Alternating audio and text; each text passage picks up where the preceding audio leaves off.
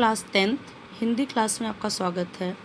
बच्चों चलिए राम लक्ष्मण परशुराम संवाद पाठ को उसी क्रम में आगे बढ़ाते हैं। आगे पढ़ते हैं क्या है, पंक्तियां मैं पढ़ देती हूँ। तुम तो काल हाँक जनु लावा, बार बार मोहि लाग बुलावा। सुनत लखन के बचन कठोरा, परस सुधारि धर्यों धर घोरा। अब जन देई दोष मोहि लोगु, कटुवादी बालक बध जोगु। बाल बिलोक बहुत मैं बाँचा, अब यह मर निहार भा साचा। कौशिक कहा क्षमय अपराधु, बाल दोष गुण गनहि न साधु। खर कुठार में अकुरन कोही, आगे अपराधी गुरुद्रोही। उत्तर देत छोड़ो बिनु मारे, कौशिक केवल कौशिक शील तुम्हारे। नत यही काट कुठार कठोरे, गुरहि उरिन होत्यों श्रम थोरे।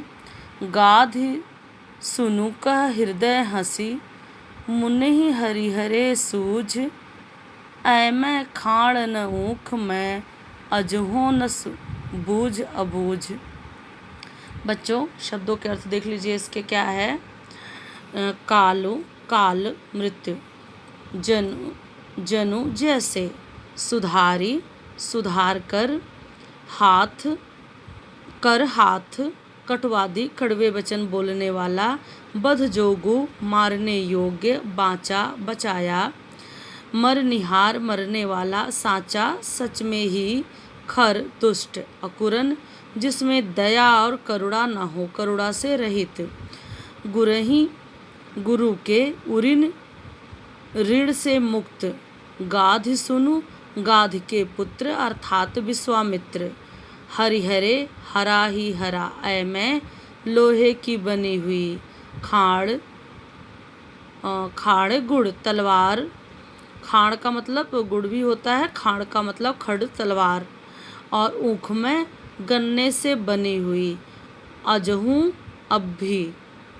देखिए क्या कह रहे हैं यहाँ पर तुलसीदास जी कि लक्ष्मण उसके आगे कहते हैं, और लक्ष्मण का भी क्रोध उनके नियंत्रण में नहीं है। आगे कह रहे हैं कि तुम तो काल हाँक जनु लावा, बार बार मोहि लाग बुलावा।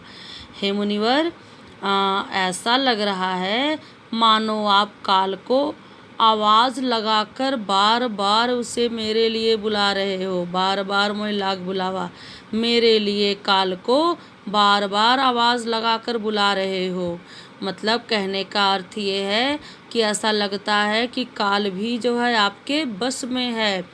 जब आप चाहोगे तब आपके बुलाने से वो काल आ जाएगा। कहते हैं कि जीवन और मृत्यु पर किसी का बस नहीं चलता, किसी को इसका ज्ञान नहीं है कि कब किसका कितना किसका जीवन लिखा है और कब किस क्षण किस तरह से किसकी मृत्यु होगी। ना मरने वाले को कोई बचा सकता है और न जिसका जीवन बचा हुआ है उसे कोई मार सकता है। लेकिन लक्ष्मण कह रहे हैं कि हे मुनिवर, आप तो इस तरह से कह रहे हो, आपकी बातों से तो ऐसा लग रहा है जैसे तुम काल को हाँक ला रहे, मतलब काल को आवाज़ लगा रहे हो, बार बार बुला रहे हो, मेरे लिए बार बार आवाज़ लगाकर बुला रहे हो। ऐसा लग रहा है कि मृत्यु भी आपके बस में है और आप जैसे बुलाओगे वैसे मृत्यु आपके बुलाने पर तुरंत यहाँ पहुँच आएगी और मेरी मृत्यु हो जाएगी। अब देखिए परशुराम को और क्रोध आ जाता है ऐसी बात सुन करके। सुनत लखन के बचन कठोरा, परस सुधार धर्यों घर ओरा। इस तरह से जो है लक्ष्मण के वचन को सुनकर परशुराम जी का क्रोध और ज़्यादा बढ़ जाता है और वे क्रोध में भर करके क्या करते हैं, अपने भयानक फरसे को घुमाकर अपने हाथ में ले लेते हैं। भयानक फरसे को घुमा करके अपने हाथ में, जैसे नीचे रखा हुआ फरसा, और उसको घुमाते हैं और एकदम से मारने वाले, आक्रमण करने वाले अंदाज में उसको हाथ में उठा लेते हैं क्रोध में भरकर। और क्या कहते हैं कि अब जन देव दोष मोहि लोगु, कि इस सभा में उपस्थित सभी जन को मैं संबोधित करते हुए कह रहा हूँ कि अब आप लोग मुझे दोष मत देना, अब मुझे संसार दोष न दे, क्योंकि कटुवादी बालक बद्धजोगु, यह इतने कड़वे वचन बोलने वाला यह बालक मारे जाने योग्य ही है, यह वध किए जाने योग्य है। मैं इसको ऐसे अपने ही क्रोध से नहीं मार रहा हूँ। वास्तव में यह बालक जो इतना उदंड है और इतना अमर्यादित है और इतना कठोर बोलने वाला है, छोटे बड़ों का इसको कोई लिहाज नहीं है, तो अब यह बालक वध करने योग्य है। तो ये समाज मुझे इस बालक के वध करने का मुझे दोष न दे, मुझे अपराधी सिद्ध न करे, क्योंकि वास्तव में इसके कर्म ही ऐसे हैं कि इसका वध ही हो सकता है। इसके लिए क्षमा नहीं बनी है, इसका अब कुछ नहीं हो सकता। आगे कह रहे हैं, बाल बिलो कि बहुत मैं बाचा, अब यह मर निहार भय साचा। मैंने इसे बच्चा समझकर जो है बहुत बचाया, क्योंकि यह बच्चा है, इसे बच्चा देख कर कि यह अभी बहुत छोटा है, इसलिए इसे मैंने बहुत बचाया। इसकी कड़वी बातों को सुनकर मैंने बहुत बर्दाश्त किया, इसको मारा नहीं, मैंने बहुत बचाया। लेकिन अब यह मरनिहार भावाचा, अब यह सचमुच मरने वाला है। मतलब अब मैं अपने आप को रोक नहीं सकता, अब मैं इसका वध कर ही दूंगा। और उसके आगे कह रहे हैं, कौशिक कहा क्षमय अपराधु, बाल दोष गुण गनहि न साधु। उनकी इस बात को सुनकर पूरी सभा थर थर कांपने लगती है। सभा में मौजूद सभी लोग डर जाते हैं कि अब कुछ अनिष्ट हो ही जाएगा, परशुराम का फरसा चल जाएगा, लक्ष्मण का वध हो ही जाएगा। तो इस तरह से ऐसे स्थिति को देखकर, ऐसे माहौल को देखकर विश्वामित्र उठ खड़े हुए और वह बोलते हैं, वे क्या बोलते हैं कि कौशिक कहा क्षमा अपराधु, हे मुनि इनके अपराध को बच्चा समझकर इसके अपराध को क्षमा करिए, क्योंकि अभी ये बालक हैं, इन्हें नहीं पता कि क्या कहना चाहिए क्या नहीं कहना चाहिए, इसलिए बालक समझकर इनके अपराध को क्षमा कर दीजिए। और बाल दोष गुण गनहि न साधु, क्योंकि साधु महात्मा बच्चे को दोष को नहीं गिनते, अर्थात बच्चे के द्वारा की गई गलती को वो अपराध नहीं समझते, उसे सहज ही क्षमा कर देते हैं। तो आप भी बालक समझकर इन्हें क्षमा कर दीजिए। इसके बाद देखिए परशुराम जी क्या कहते हैं। परशुराम जी कहते हैं, खर कुठार में अकुरन को ही, आगे अपराधी गुरुद्रोही।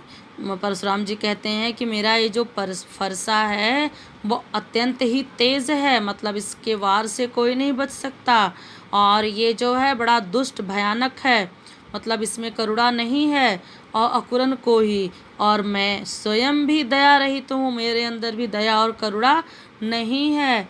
इसके अलावा मैं क्या हूँ, कोही हूँ, अत्यंत क्रोधी हूँ, और अत्यंत क्रोधी हूँ, आगे अपराधी गुरुद्रोही। इसके साथ ही यह जो है मैं क्या हूँ, यह जो है बालक जो है गुरुद्रोही है, मतलब मैं गुरु समान हूँ, इसका गुरु हूँ, और ये जो है मेरे सामने उत्तर देता जा रहा है, मेरे सामने ये बोलता जा रहा है, उत्तर दे छोड़ो बिन मारो। तो इसलिए हे विश्वामित्र मैं इसे छोड़ रहा हूँ।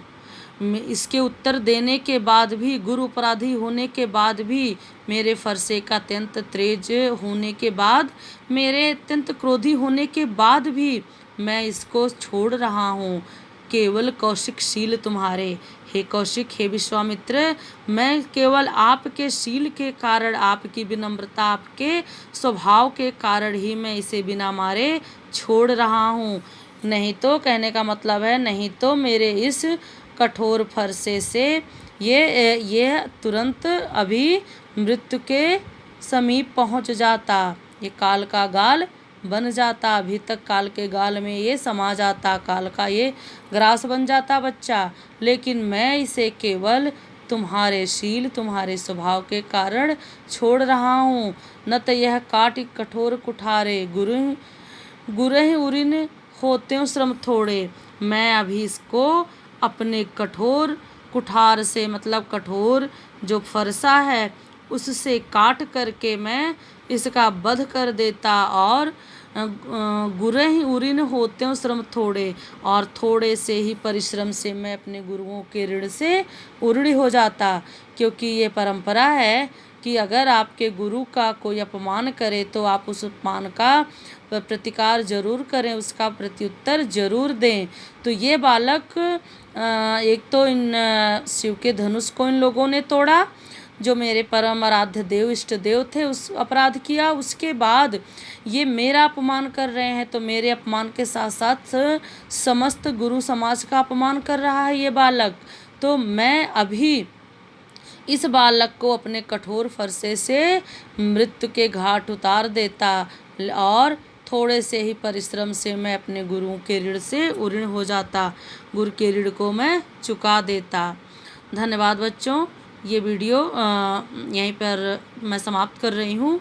दोहे का अर्थ मैं अगली वीडियो में बताऊँगी।